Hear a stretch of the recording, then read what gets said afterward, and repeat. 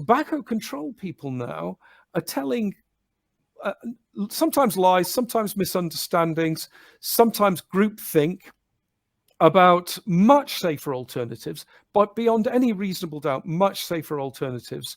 They are implying that there is equivalence in risk between vaping and smoking, which I can only call a big lie. It's something American audiences will be familiar with. This is a really big lie.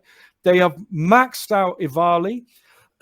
Traces of EVALI propaganda are still present in the websites of American Heart, American Lung, American Cancer, CDC. You've still not seen them lay that demon to rest, even though beyond any shadow of imagination, there is no link between EVALI and nicotine vaping. Absolutely not. It's not even a doubt about that. There cannot be a link.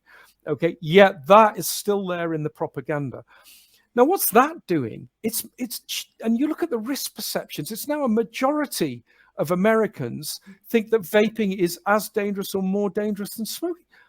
What? I mean, if you've created that, you are the worst merchants of doubt of all time. And the reasons I think they're worse than the tobacco companies is because nobody ever trusted the tobacco companies. We always knew they were dodgy. We always knew they were a bunch of crooks.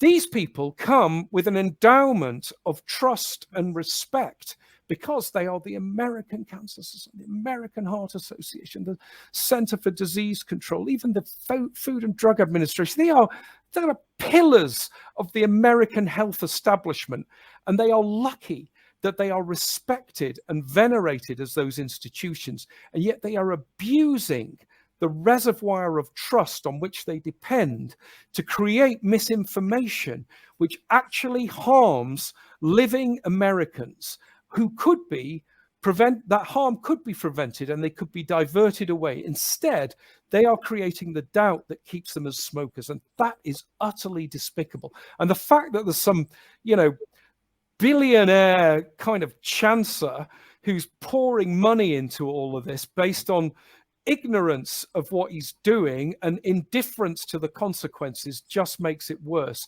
And all of these organizations have been polluted with money from that despicable, disreputable source, which totally unaccountable, has no processes of internal government, refused to meet high-level academics who wanted to talk to them about it, just slam the door, and is just piling money into misinformation. It's shocking and it's despicable, and it's worse than the tobacco companies ever were. End of rant. I need to stop.